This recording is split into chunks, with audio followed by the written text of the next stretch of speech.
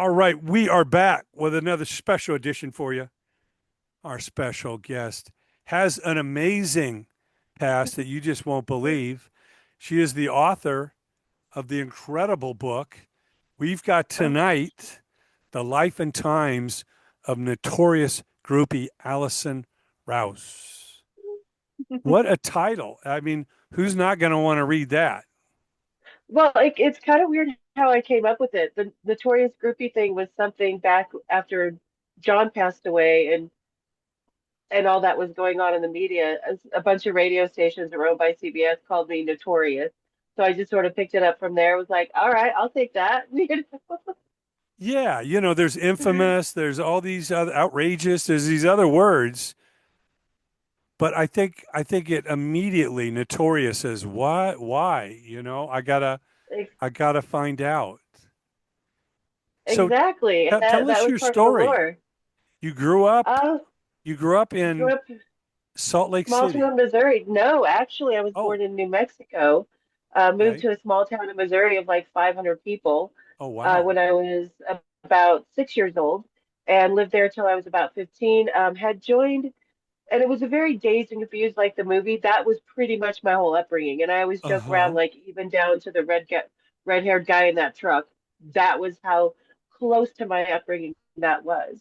But I was part of the Masons. There's a female side a lot of people don't know about, and you start at 12 years old as a Rainbow Girl, and it's basically the Yes. debutante society that moves you up through the ranks. And we would go on different trips around the state or the nation because we would have the conventions. And when I was at a hotel in Kansas City, Missouri one year, so was Van Halen and David Lee Roth when he was still the hottest lead singer, and not the creepy uncle you wouldn't sit at the kids' table, you know.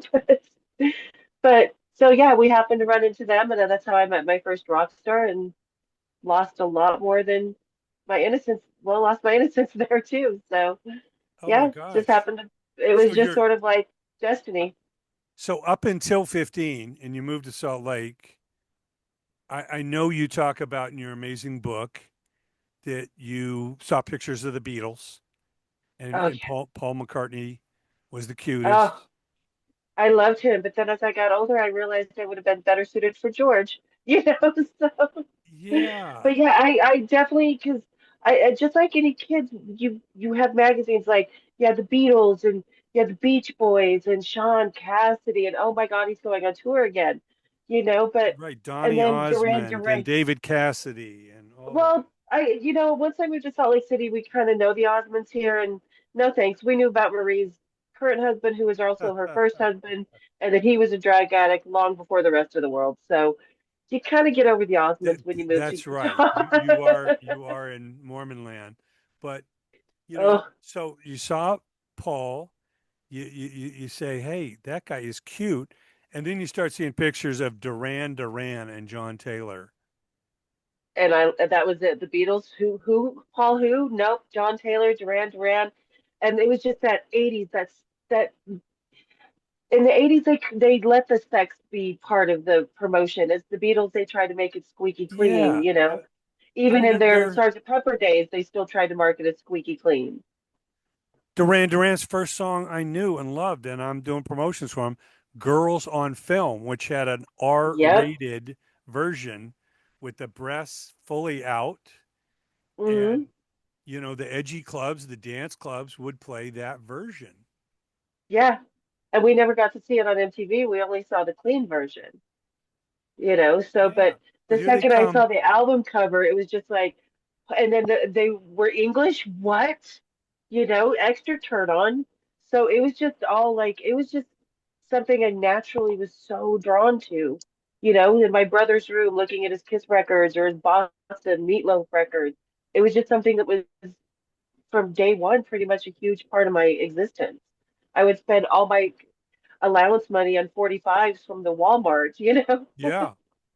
Well, they had a flair. They had Hungry Like the Wolf. Now they're all over Oh, MTV and Rio. They're on these oh, crazy yachts and Sri Lanka and all these amazing settings. And yeah. yeah, like you said, they exuded this sex appeal. And Oh. And John Taylor was like a male model. All the you hear the tales. Oh my gosh, all the So models in New beautiful. York and Hollywood are And going that's out when with I him. met him in New York in '93 when I was old enough. That is amazing. Well, we're going to talk about that, but your book is really um, start to finish. It is an amazing tale, and for those that will quickly try to judge you or put you in a box, um, it is consenting adults, even though your first year may not have quite been adult, but nobody forced anybody to do anything. Nobody was No, hurt. It was safe no, rock sex and to a good roll for degree. me was a very, very protected world. I was very kind of sheltered as it was being, because I do have a very strong family history. We know where we come from, signer of the Declaration of Independence, founders of the country, just different things like that. And we've always had a very close family. So rock and roll was an extension of that to me. It's where I was always safe, where I was always seen and heard and not judged. And it was just such a really no was always no. And I know there's victims out there that need to be heard, but I just never was one of them. I was very, very fortunate, along with a lot of other 80s groupies that I've personally interviewed, that we all started high school age and just lived that life. So the guys in high school just weren't cool enough. You're seeing these pictures, you're seeing these videos, Yeah. you're realizing, wow, there's a world outside of my town, my school, my neighborhood. Well, I already seen that because with the Rainbow Girls, like I said, we go on these conventions without our parents. We would have our Rainbow Mothers, like two women, maybe three, with a troop of like 30 girls. And we'd have our daytime meetings where we'd be dressed in like what you would see normal women dressed during the daytime to go to work in the dresses, the silk, whatever. And then we would be dressed in our gunny sacks at night. So I had already been living a very different life as far as that was concerned because we were learning charity. We were traveling without our parents. We were going through all these things without our parents. I mean, I think for Gen X, the second we got our bikes, we were pretty much independent. Like we were just out there. And especially when we got our cars and turned 16, we had our own lives, you know? Well, we are going to take you down the amazing tales, the excitement, the bands, the tours, the stages, the crews, everybody involved. Again, want to The encourage monotony every. of rock and roll.